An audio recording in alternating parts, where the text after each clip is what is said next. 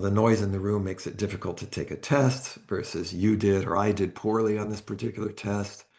If you just say that, I did poorly on this test, versus I'm not very good at something, I'm not very good at spelling. And then a belief would be if you can't spell, then you can't do well in school or you can't do other things, versus you are at an identity level, you are a stupid or learning disabled person. And once again, just as you notice the sort of the impact of that, you can sense it going, at least in some ways, more deeply.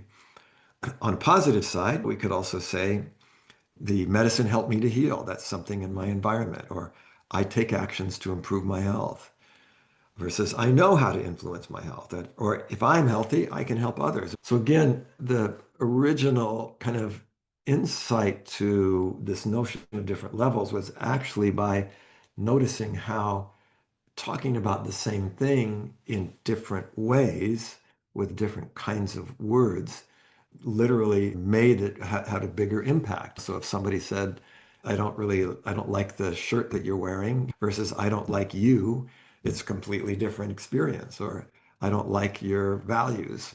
I don't like the way you think. I don't like what you're doing. You get that sense that there's a sort of natural impact of these. And so that's one of the things that I think is very important to one of the, I think, advantages of knowing the model is it allows you to begin to listen and identify, but also use language in a very intentional and powerful way.